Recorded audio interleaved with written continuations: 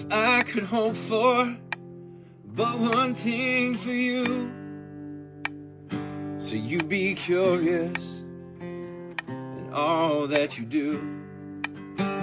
'Cause love like a flower just wants to grow, oh, and knowledge like your heart just wants to be known. If you like, please subscribe. This is Bitcoin Study Sessions. Do you have to poop? I do not. I'm ready to go, man. Today, we're going to continue our conversation of the Satoshi paper, reflections on political economy after Bitcoin. This is an anthology edited by Natalie Smolinski of the Bitcoin Policy Institute. We talked about the introduction, Lucas and I, last conversation, which kind of gave a broad narrative framework for all of these disparate essays that are going to center something, kind of the narrative thread that was given to us in the introduction is Bitcoin a sort of refounding of America based on the values that have been lost since the original founding? We've had increasing financial surveillance, restriction of civil liberties, inalienable rights have been alienated and given to the state. So we are now into the first essay proper, which is What Satoshi Did by Andrew M. Bailey and Craig Warmke. These are two philosophers, two authors of Resistance Money. There's a third author, I forget who that is. But these are actual academic philosophers. And it shows in this essay, which is incredibly well written, incredibly coherent, incredibly well argued, very tight, in the best sense. Like, philosophy can be something that you have to muddle through sometimes, but this is philosophy in the best sense, where it's just crisp and clear writing. So What Satoshi Did by Andrew Bailey and Craig Warmke. There's a lot of ideas in here, but I think we can summarize it and condense it down to three ideas. So those are that Bitcoin has a social layer, that Satoshi operating on this social layer is able to solve the bootstrapping problem of starting a new network through marketing, greed, and departure, and that the way Bitcoin bootstraps in this way reveals it to be a particular type of institution, more like a natural language than a state or a church, a feral institution, as the authors say. So those are like the three, I think, overarching ideas. I'll unpack them a bit, and then Lucas and I will discuss this essay. So first, that Bitcoin has a social layer. We could say that layer one of Bitcoin is like the machines, the protocol itself, the Bitcoin asset, all of that. Layer zero, then, the authors say, we might consider to be a social layer, the people that coordinate the machines in layer one, node operators, users, all the social stuff that goes on, the adoption in El Salvador, the Central African Republic, things like that. The social layer is not obviously a computer layer. It resists easy duplication. You can just copy layer one and hard fork or just start your own iteration of the Bitcoin protocol. You can't as easily, or you can't do that with layer zero, which is the social layer, the people that shape and constrain the actual development of all the layers on top of it, the actual Bitcoin protocol and the machines as they kind of develop and unfold. So Bitcoin has a social layer. Satoshi then, operating on the social layer, solves the bootstrapping problem. You have a new network. A network of one person is not a network. Networks without many nodes on the network don't have any power. Network effects is the idea that a network increases in power the more people join the network. So how do you start a new network when you have a rival network, the US dollar, all of the legacy financial system that is already very, very powerful and which everybody is already participating in?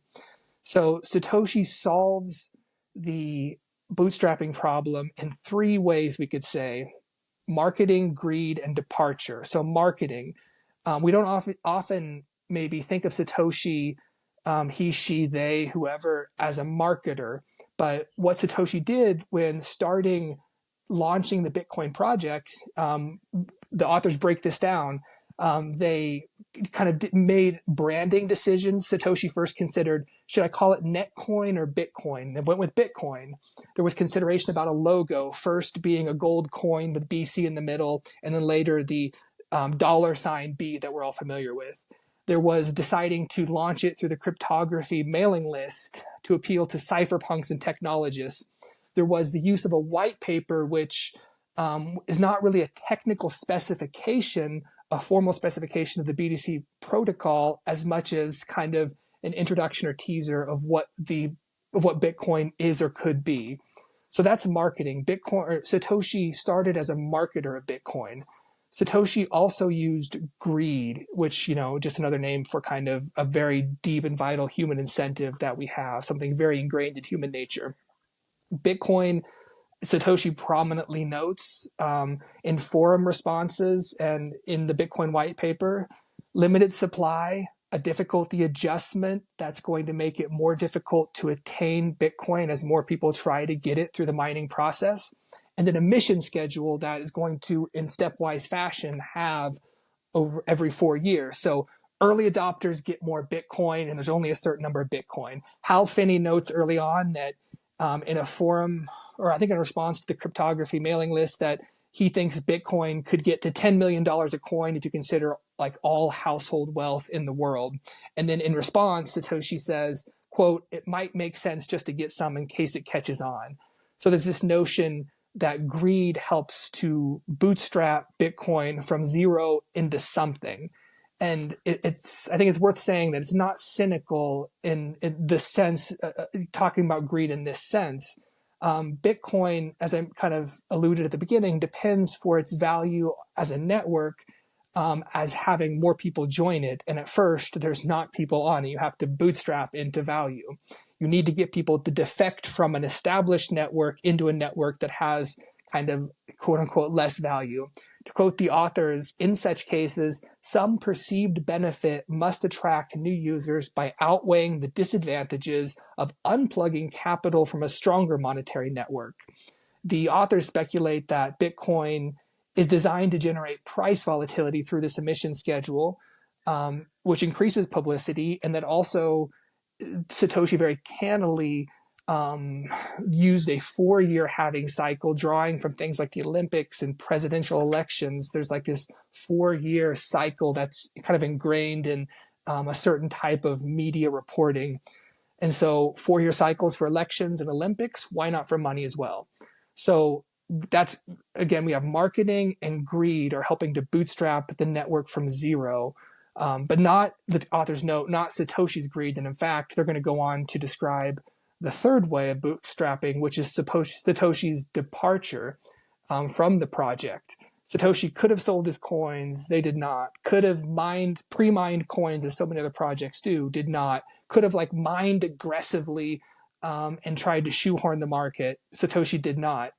And then Satoshi then, through greed, through kind of harnessing the greed of users, through the limited nature of Bitcoin, through marketing Bitcoin in the correct way, and then through Satoshi's own departure, Satoshi divests in an orderly way from the Bitcoin project, transitions out, and then disappears. And at the time of Satoshi's disappearance, the network has matured in a certain sense. There are developers, defenders, evangelists, and it's begun to garner kind of media headlines because of that price volatility. So Satoshi, there's this social layer zero that the Bitcoin protocol has. Satoshi operating as kind of the leader, the social architect of layer zero, markets, harnesses greed, and then departs, leaving and enabling a shift from a leader position to a leaderless protocol at social layer zero. The authors use game theory in a very interesting way to really, in detailed fashion, explain how this bootstrapping works from a network of no value competing against the most valuable network, the financial system, how Bitcoin can gain traction. So within a game theoretic simulation, even if there is kind of a better alternative network, such as a financial network, even if we could say that Bitcoin is like better money, there's still psychological precedent is sticky. Equilibrium is sticky for people, and it's hard to get people out of an established network into a rival alternative network that's better in some sense. A new money has to be a lot better. And for some people, the authors concede Bitcoin is not better. Some people benefit a lot from the financial system the way it currently is. But the key point, Bitcoin is better for some people. And they give a theoretic person, Boris, a Russian dissident who was completely excluded from the banking system by the country he's in. And so for Boris, Bitcoin would have an advantage. That's not enough. What it also needs in order to get to bootstrap, of course, is you have to have Bitcoin. You have to have an inventor, and you have to have people who are going to use it with Boris. And so that's what Satoshi does, uses signal to overcome precedent. So again, the psychological precedent keeps people in an established network. But if you can signal that you're going to use a different network, then people who don't benefit from the legacy network will defect to the new network. And so that's what Satoshi did. He or they signaled that they were going to use the network. They signaled in a provably costly way by mining that they were invested in this network. And of course, through their own marketing network, began to signal the advantages. And so with high signal, you can break out of the kind of game theoretic framework, break the psychological precedent that keeps people stuck in an equilibrium in a suboptimal monetary system for them. And so now Boris and Satoshi can participate in a new network that is at least bootstrapped from 0 to 1. So Satoshi visibly signaling his defection, provably costly support, and then departure from that project has enabled the Bitcoin network to bootstrap and begin in earnest. In this way, the authors ask, so what is Bitcoin then, given the way that Bitcoin develops like through this peculiar form of bootstrapping where it begins as an invented thing and then bootstraps into something where the leader is now gone and the social layer 0 is distributed. To go from leader to leaderless, what type of institution is this? The authors respond, it's a feral institution. And this is a coinage of theirs, and it's very interesting. A feral institution, in their estimation, their definition, is an institution that at one point was engineered, but now released into the wild, is now released into the wild and has a life of its own. So they really do analytic philosophy in its best sense here. They look at the definitions of what an institution is and the constituent parts of an institution to describe Bitcoin fully as an institution. So institutions are groups of people structured by conventions, and conventions are just rules that motivate cooperation. For example, they can be arbitrary rules. The fact that in some country we drive on the right side of the road is just an arbitrary convention. We could do it on the left, but we all have to agree either on right or left. So conventions motivate cooperation, and then institutions then use these conventions to solve coordination problems. Again, they can be arbitrary conventions, but people have to coordinate around them and agree on them. Some examples of institutions, we have like churches, Westphalian states, corporations, families. But again, what type of institution is Bitcoin? And as I noted at the outset, the authors think that it most closely resembles a natural language. As a feral institution, it most closely resembles a natural language. Languages are collections of conventions. And again, conventions are just rules that we follow and that motivate cooperation. Languages can be arbitrary. For like the word tree does not necessarily have to mean tree, but we do have to coordinate or agree that the word tree refers to the thing that we all think that it does. Languages also, another aspect of languages as an institution, they're more valuable the more users that they have, because you have more potential conversational partners with which to exchange. Bitcoin resembles a language in that sense. It solves a coordination problem by establishing a convention, the Bitcoin protocol, a set of rules that people are motivated to follow. The coordination problem is similar. Bitcoin languages are used, a set of conventions to exchange information. Bitcoin is a set of conventions to exchange value and to route around those who would censor that exchange of value, would try to. So, and also like a language, Bitcoin gets more valuable the more people that use it. something that the authors call a network good. So to quote the authors, to kind of give a full picture of this, to recap, Bitcoin's network is an institution with a defining convention, and its users follow that convention to partake in its associated network good, its native asset. Bitcoin motivates future users with the benefits of coordinating with those who already play by its rules. And Lucas, could you pull up? There's a chart. Lucas and I have copied a photo from this essay, which really nicely lays out the author's comparison between language, just here English, and Bitcoin. So again, they think that Bitcoin as an institution is similar to a natural language. And here we see the comparison that the languages solve the problem of a coincidence of meaning. We both have to, when we use the word tree, we have to coincide on what that refers to in order for us to benefit to export exchanges of information. And Lucas, I see your, yeah, we zoomed out on the picture there, but in any case, I'll describe it here. There we go. There it is. Yeah. So languages solve the problem of the coincidence of meanings. Bitcoin solves a coordination problem, which is the coincidence of wants. When people go to do a trade, they have to coincide in wanting what the other party offers, but Bitcoin is a medium of exchange, so it allows for people to solve that problem because you give them Bitcoin and they can exchange their Bitcoin with other people for the thing that they want. And then it goes down the list here, comparing, again, the ways that natural languages are similar to Bitcoin. Natural languages have conventions, which are, again, sets of rules. Bitcoin is a protocol that has specific rules about exchanging and receiving value. And so on and so forth down the list here. The last item on the list is where they differ, though. English, a natural language like English, is unplanned. It's not created. But of course, Bitcoin was created. It's engineered. We saw at the beginning how Bitcoin begins with a leader and then Satoshi departs and it becomes leaderless. But there is a difference here. Languages are unplanned. Bitcoin is engineered, but then becomes leaderless and increasingly distributed over time. That then is why the authors call it, as I mentioned, a feral institution, which is their coinage. Something that begins as a domesticated entity, but has since that time, through subsequent generations, become more and more feral. You can imagine a cat, which is domesticated. The cat escapes the household. Over time, the cat, reproduces out in the wild, and there's these feral cats. The cat then is a domesticated animal. It was domesticated. It was molded by coevolution. By its origin, it's still stamped and marked by that origin, but with each subsequent generation, it becomes something more and more distinct, more feral. Here's a quote that kind of strings together some of these ideas. The authors say, quote, Bitcoin's network is a feral institution.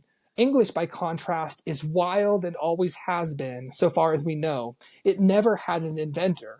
Bitcoin did. But then its inventor left and left Bitcoin out of the barn. By altering Bitcoin's social layer, layer 0, in this way, Satoshi unleashed the potential for leaderlessness that was already present in its protocol layer, layer 1.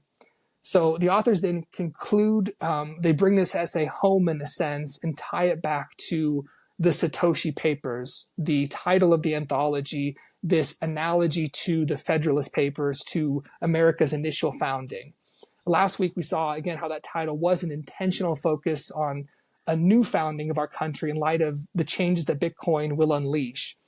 Satoshi, the authors say, was like our founding fathers, Washington and Jefferson. They were also social architects operating on that social layer 0, creating not just the Constitution, but showing through the example of their own departure. Of course, George Washington doesn't take, Jefferson refuses a third term based on George Washington having set that precedent. They unleashed this idea of building a nation without lifelong rulers. They set the social precedent. They also abided by the Constitution. So there's kind of implicit this analogy that the United States is also a feral institution, having had a leaderful founding, but then unleashed with the idea that we could be, in a sense, sovereign citizens.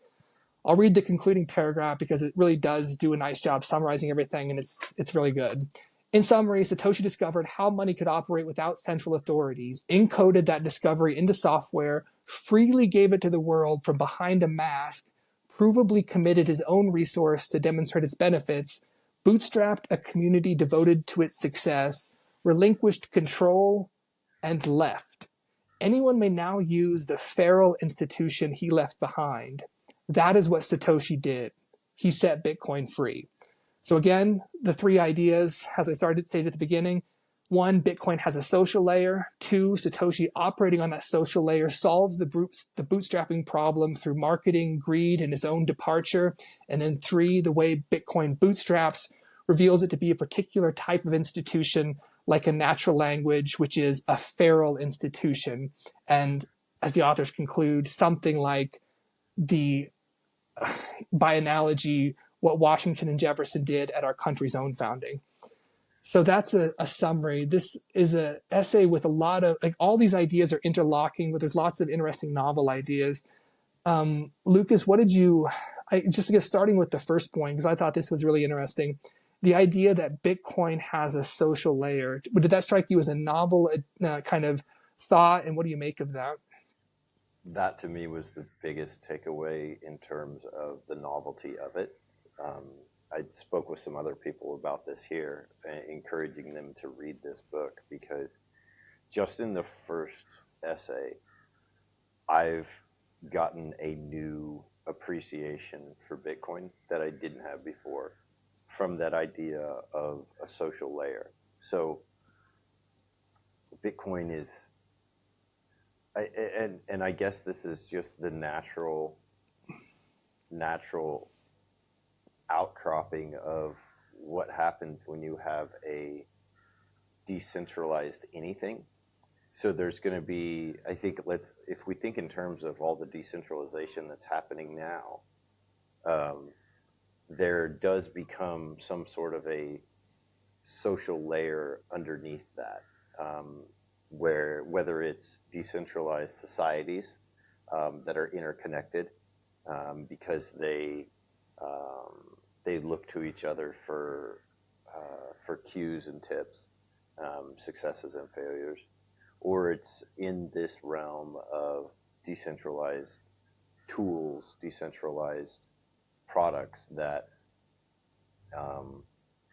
are just Nostr, by the way, for example. So Nostr, they all appear to be a social layer first and then have utility second.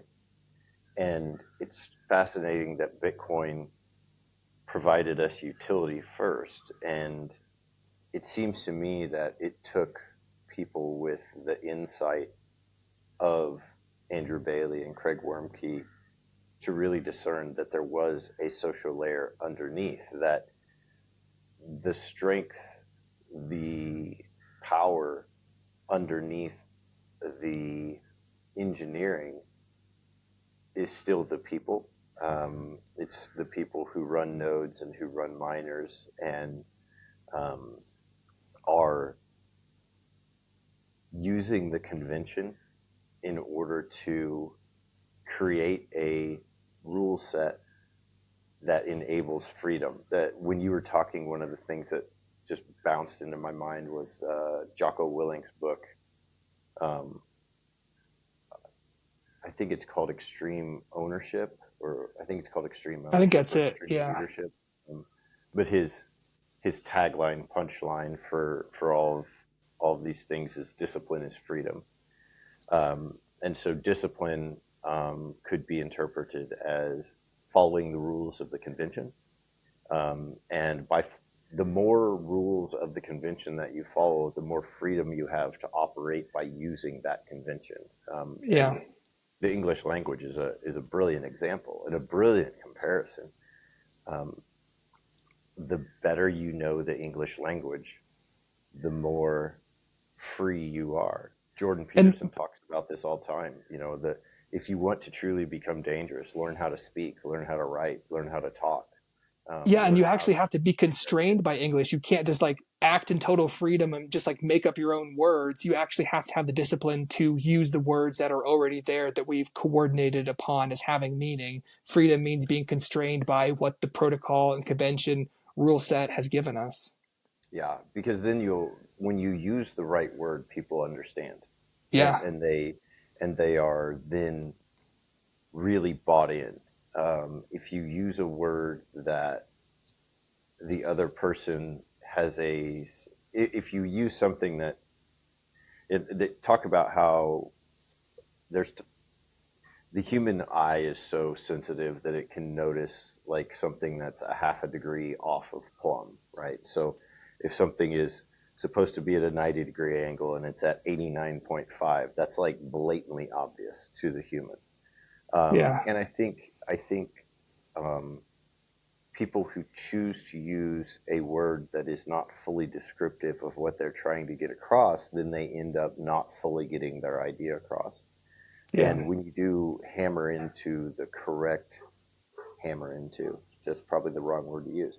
When you do um, intentionally choose and successfully land upon the best description, using the conventions of the English language to convey your idea, Yeah. then you're able to uh, amass a coalition of understanding and support for your ideas. Um, Yeah. yeah, I to me No, I that's think, the coolest takeaway is like and I never heard Bitcoin talked about as a social layer.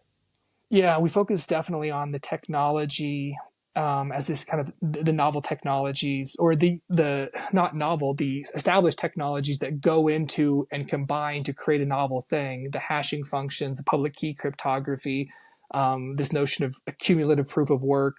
We think of these types of things, which are very important, but we forget that it's the importance of Satoshi's departure. Like, because Satoshi would be or is like the 11th richest person in the world right now. This is a person who did the most unprecedented thing.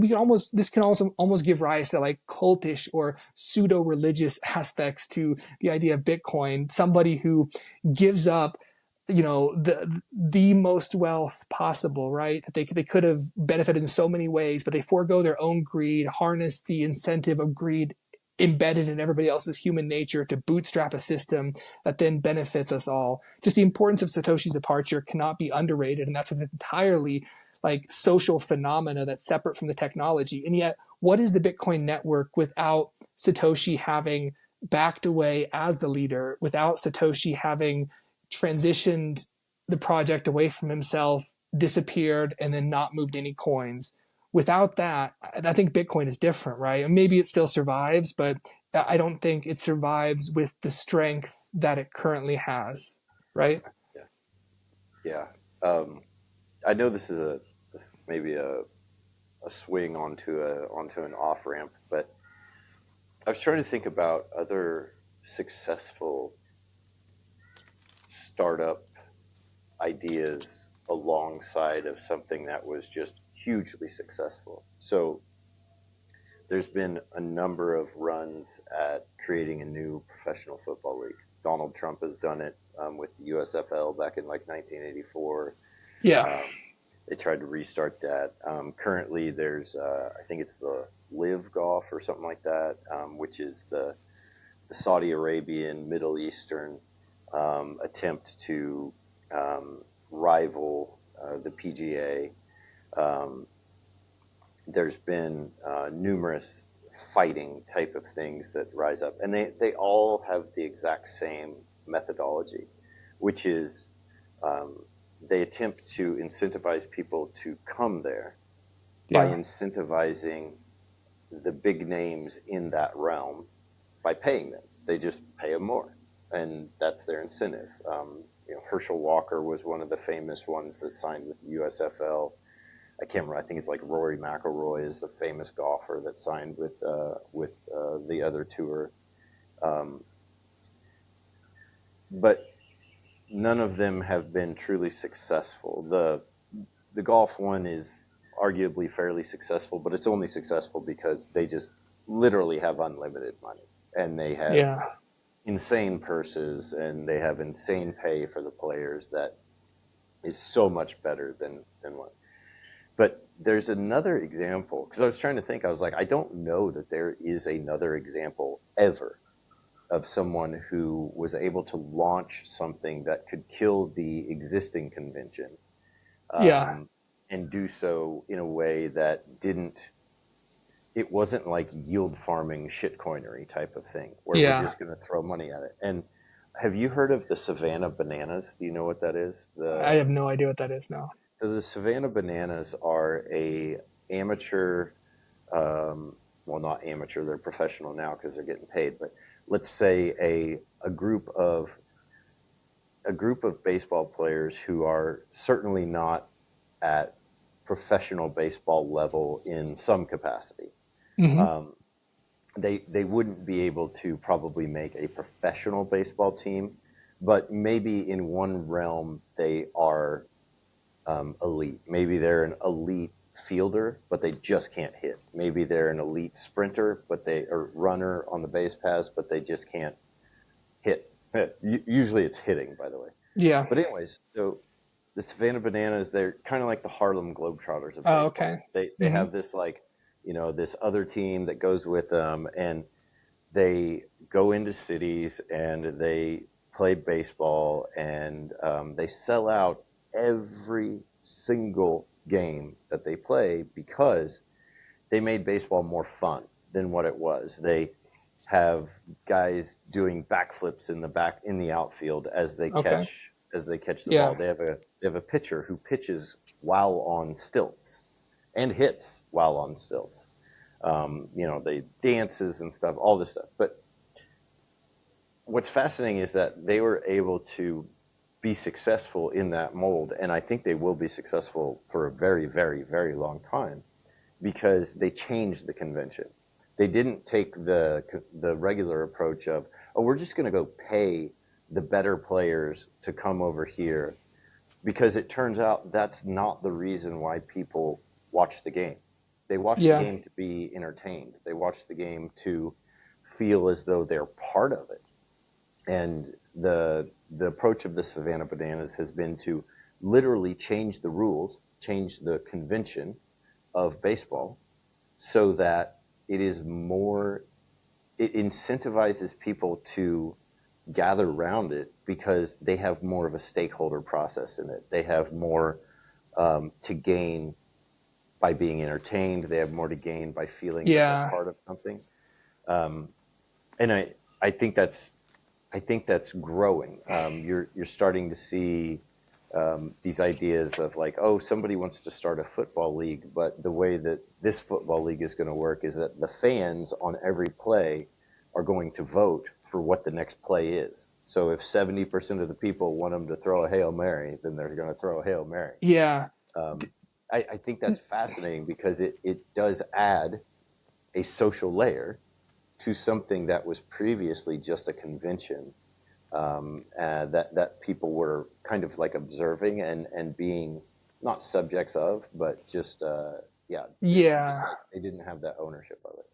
Yeah. No, I think the authors they have a section on game theory, and they have three different game theoretic simulations about how to bootstrap new networks. Essentially, how do you get people from a system where they all already benefit and find value from, we could say like traditional baseball, into a new system or network like Savannah Banana, a new thing where you have to get people out of the psychological precedent of baseball is a certain thing into, okay, baseball can be another thing where it can be more fun, and you have to like, the equilibria is sticky. It's tough to get people out of their default psychological framework. It's very tough. I had never heard of Savannah Bananas, and I think most people probably haven't. So the incumbent defender of a network always has huge advantage from that psychological perspective of precedent. And so that's what makes like Bitcoin super impressive is it has been able to bootstrap, and the way that it has bootstrapped is through these very specific things like marketing. Maybe Savannah Banana uses certain types of marketing through greed, through a sort of human incentive, exploiting or taking into account an aspect of human nature. Savannah Banana does that, I guess, with like the humans want to have fun or whatever. So I mean, what the authors do again with the game theory is interesting in sort of a general application for how you start new networks, how you overcome incumbents, and again, how Bitcoin is a case study and how that may be happening right now with the biggest incumbent possible, which is the financial system. Yeah. Um, yeah, There's and one thing I want to jump in and point out here yeah, is that the consistent thing about these is that they take courage from the founder, and the courage yes, from the founder is that they are relying on the participation of other people to make it successful. The Savannah mm-hmm, Bananas game yeah, is not, it's not successful if there is no crowd. They yes, were able to play baseball games during COVID, and to be honest, not many people cared because it's still the exact same product on the field. yeah, And they could pump in crowd noise and they could do all that. But if you take that away from if you take the crowd away from the Savannah Bananas, they're coming out of the crowd oftentimes. They're going into the crowd. They're participating with the people, and so it takes a giving up of authority, a giving up of control, a faith in the people yeah, um, to make this a success. And that is, it seems at first counterintuitive because we say, well, Satoshi did this great thing by not cashing out his coins, by not pre-mining, et cetera, and doing all of these things. But in reality, I think he knew that if he had done that, then the protocol would have died and he would have ended up with mm-hmm, nothing, yeah, right? And so not only would he have ended up with, sure, he would have had cash, but what's that going to be worth? Like, I mean, yeah, if you understand Bitcoin, then you understand that having a lot of cash is not a good idea ever. yeah, Uh, yeah, like it makes you subject to all kinds of issues, even in the yeah, yeah, present and in the future. But to just have the foresight to say, look, that in order for this thing to live now, it has to live forever. yeah, Um, and I think that's and there's huge. something in that. No, there's something in that that's also a deep lesson about maturity and human nature. So the authors they make the analogy between Satoshi as a founding father with our nation's founding fathers who also kind of relegated or delegated, backed away from power, right? So they create something and then they kind of get the project going and then they back away. That's also kind of just the archetypical notion, not the founding father, but the father in general. And the authors have the analogy in here of like the father who helps someone ride a bicycle. At first, they're holding them and letting them go, but there comes a point where the father has to back away to let the child flower and grow on their own. And so it's just again a mark of maturity, and it's almost like this archetypical thing where that's what the father does is they create and set a project in motion, but if they stay there always overbearing, always looking over the project, they're going to oppress and smother it. And so the father has to let go. And that's what a founding father is. The founding father is not somebody who creates something and then centralizes power and locks it down. And then that's the thing that they have. I mean, that's a corporate model and it makes profits fine. But the idea of the founding father is something more benevolent, somebody who lets the project go. Yeah, yeah. I've been feeling this lately because I've been running this man camp thing, and I've been teaching these guys that my big takeaway was that I did not assume that the competence bar would be so low, where I thought I would teach you how to use power tools. I didn't know I'd have to teach you what a screw was. I didn't know I'd have Mm-hmm. to teach you, how to put a screw or how to put a bit into a drill. Yeah. Um, and last And week was just kind to of, give context, you're around a bunch of very tech oriented people, and you're kind of teaching a practical skills oriented course. yeah, yeah. And last week we took it to a whole nother level, where I brought out a chainsaw. And I had guys using a chainsaw that had never used a power tool in their life prior to last week when they used a hand drill. Like, Yeah. and my personal past has been that I've always been on the front. I've always been on at the front of the stage. I've always been a singer in a band, a student body president at a university. I've always been the guy in front of the camera. And I have been having these moments of just utter pride, utter satisfaction, utter contentment, utter Hmm. enjoyment in taking something that is very simple for me and giving it to someone else and watching them go from a -1 to a 5 in terms of Yeah. competence with some realm. And that there is a fatherly aspect to that. There's a big brother aspect to that that just makes you so proud. And I can only imagine if Satoshi is still with us, like, Yeah. and I hope he is, because if Satoshi is still with us, like, God, what a great feeling to be able to walk around every day and know all of the good that has come about as a result of Yeah. this. The political dissidents that have been able to move freely, people that have been able to leave countries with their money intact in order to start a better life, to not have to go from being a neurosurgeon in Ethiopia to being a cab Yeah. driver in the U.S. So I think there's just something. It seems counterintuitive. It seems like there should be this short-term greed incentive of I've got my money, I should cash out. But we know that there are things that money cannot buy, and that those things are far more important than money. That if you have those things, it's more likely that you'll get money. If you have Yeah. money, it's not necessarily a given. Depression rates, anxiety rates, etc., Yeah. very, Yeah. very, very high among the wealthy. Um, Yeah. and so it perhaps is a precursor to wealth, and it's a sense of wealth in its own meaning. Yeah. Um, yeah, yeah. And So it's not just that the Satoshi forewent an immense amount of wealth by leaving these coins locked up. It's also that Satoshi forewent the glory of I am the inventor of Bitcoin, which is huge, and which is also something that the oppressive father does, that all that my son or daughter has good about them is something that I taught them or did for them, right? And so again, it's like this very, we can pattern it on as benevolent. Who knows the reasoning behind it? Maybe we shouldn't go too far down that road. But it again is just the notion that on social layer zero, Bitcoin started out in as a very specific trajectory that we shouldn't take for granted, and that does define the Bitcoin network as it is today. And it would be very different if a Satoshi was still here weighing in on every controversy that arose on Twitter, arguing with people. A very different world. Um, when we overly focus on the tech of Bitcoin, that's I think where some people get into shit coinery, the idea that Bitcoin is just blockchain, right? And so that we can build a better blockchain because if all Bitcoin is technology, then technology progresses. Now we're at a better state. We can build a better Bitcoin.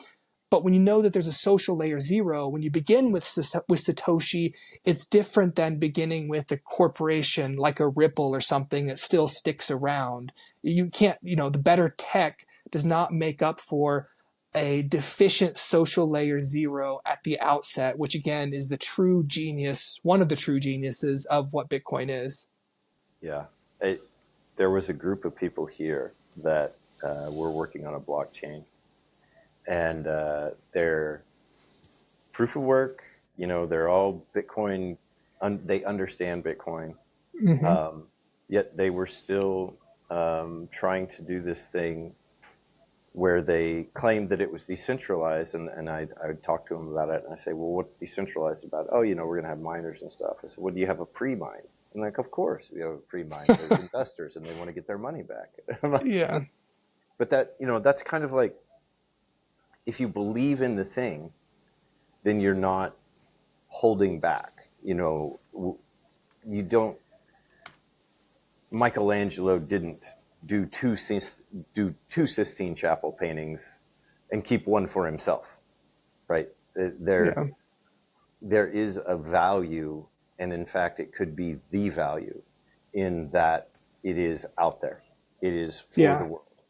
Um, One of the things that I wanted to ask you about, because I can actually, I can get to, and it makes me think that Satoshi was a father, in order to have that type of long-term outlook. I'm not saying that you have to be, but I think it probably helps. But settling on the 4-year halving cycle to me is that I could actually see with my little brain and a lot of time getting to most of Bitcoin eventually. I don't think I would ever make it to the 4-year halving cycle. That to me is so revolutionary, so inventive. Yet, as you note, there's precedent for that. There's a pattern for that that somewhat exists in the natural order. The World Cup, the Olympics, the presidential cycle. We could also Why say is that? like What? spring, summer, autumn, Yeah, winter. I mean, cycles are like have yeah, 4 quadrants. Yeah. yeah. What? I don't know. I just want to kind of get your take on that, on the 4-year halving cycle, the inventiveness of that, how unique it is, what it does to contribute, because it does create a forcing function. And I would say that it only creates a forcing function for people to own Bitcoin once you're like 98% of the way into Bitcoin, because it takes a while to kind of understand that. Like it's still Yeah. confusing to people. But Um, it's yeah, it is what entices the media to report on Bitcoin. It gives a discrete event that the media can be kind of fed or enticed to report on. We can say, oh, there's this Bitcoin thing. Its schedule it's going to have as far as its emissions, and so you should. The article talks about Satoshi conferring with other people on a listserv or a forum about how to get Slashdot to report on the upcoming halving cycle, like how they should frame it and formulate that so that the importance to the protocol is noted to Slashdot. So it provides a discrete event that the media can then report on, and that with anticipation can kind of be prepared for. And so it's not just like a forcing function for people who are already in Bitcoin who see the importance of the halving cycle for the protocol. It also is maybe the first time that a normie is going to hear about it is the a news outlet that they read all of a sudden has a novelty article about, oh, Bitcoin the emissions are going to halve, and so there's going to be less of it in circulation, so implicitly maybe you want to get some. And so I think that the authors note it's part of the part of the marketer aspect of Satoshi to have included this 4-year halving cycle, and to have had the foreknowledge that publicity was going to be important. And again, I don't know how, the 4-year cycle is not something I would have alighted upon naturally, like the Olympics, the presidential elections. I wouldn't have found that pattern necessarily, but I do think, again, there is something archetypical about it. It's like spring, summer, autumn, winter, the rebirth, renewal, maturity, and death, and then the rebirth, renewal, and like the cycle that I think there's something built into the human psychology. Maybe that goes too unnecessarily deep. The important part for this article, again, is just that it provides a recurring point where there will be publicity on Bitcoin in a way that favorably reports on its volatility and yeah, emphasizes its aspect as a limited resource in a world of inflationary assets. yeah. The authors do a great job, I think, of discussing and kind of laying out the game theoretic implications of Yeah. expanding it to more in a more complex version of game theory than most people are used to seeing, and Mm-hmm. um, they do a It good walks you job through of it step by being, step. Yeah. If you being if able you to hear game walk you theory, through that. yeah, if you hear game theory thrown around, you're kind of curious, what does it look like to walk through an iteration of game theory and then to redo the game with a different set of rules and see how it plays out differently. The authors do it very lucidly here. You can read through it without having any sort of specialty background and understand game theory and see it applied very well. Yeah, yeah. Nope. I think yeah. This one I haven't read any further. But Me neither. Yeah.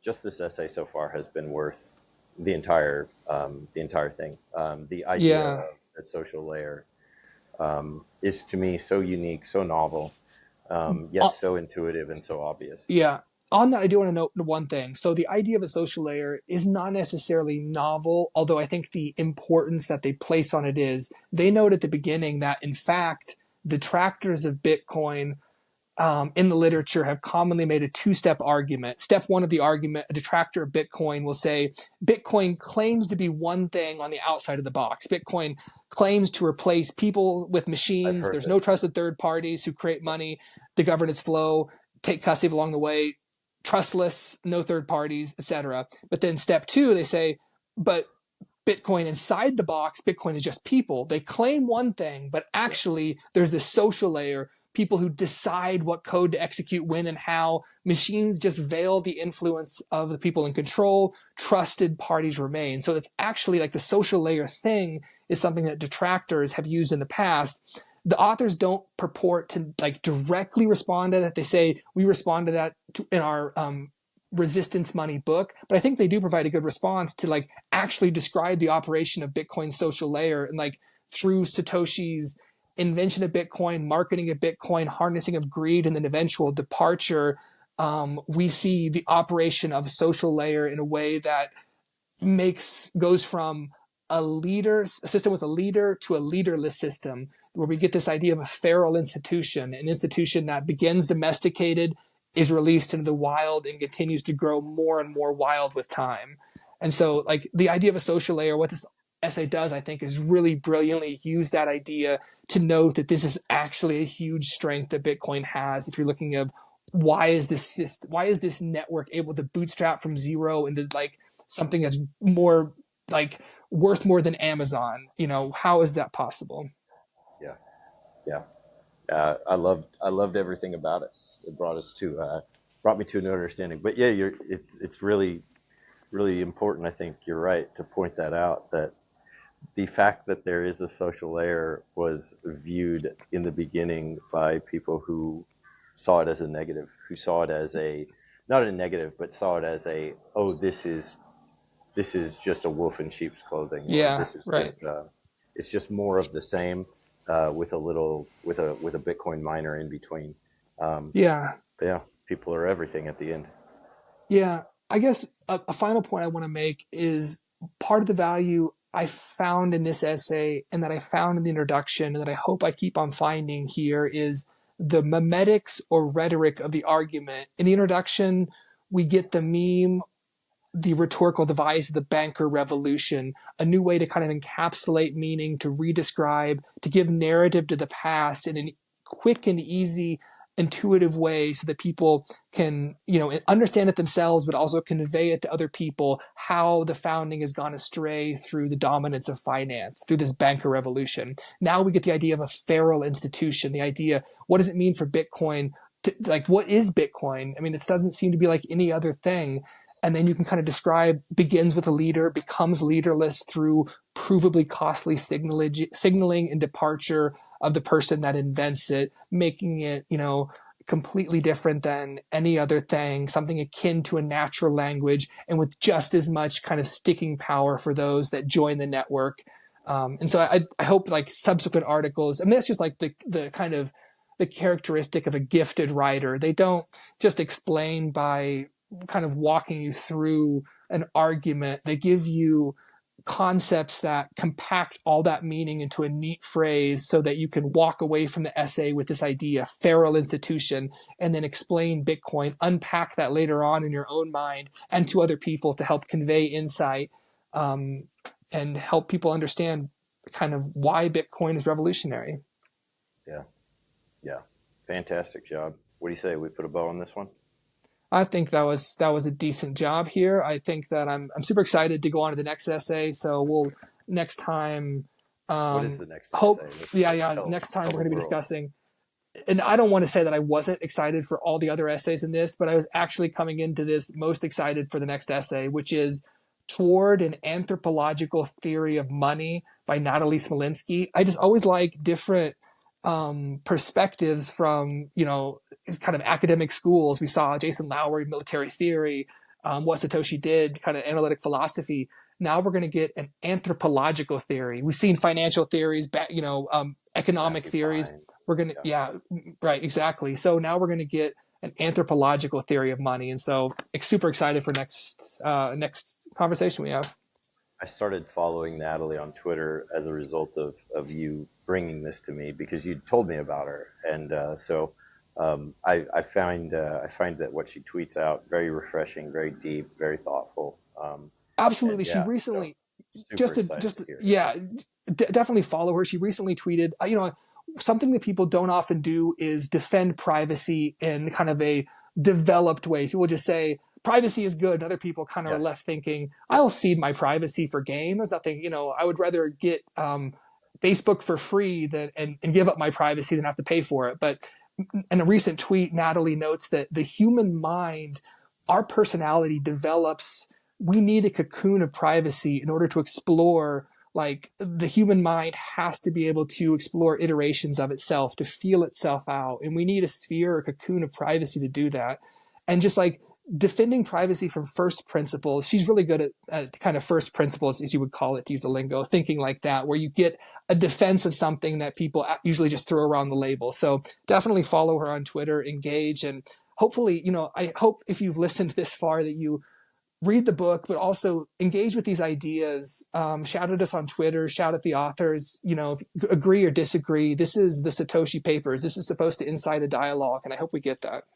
yeah, fantastic. All right, I think we're out.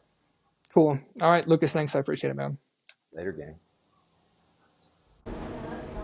Hey, thanks for watching. If you like what you listen to, that's my brother, that's Christopher, please subscribe. It gets me one step closer to owning a cave, and that way I'll never have to mow a lawn or replace roof shingles ever again, which would be wonderful. Thanks.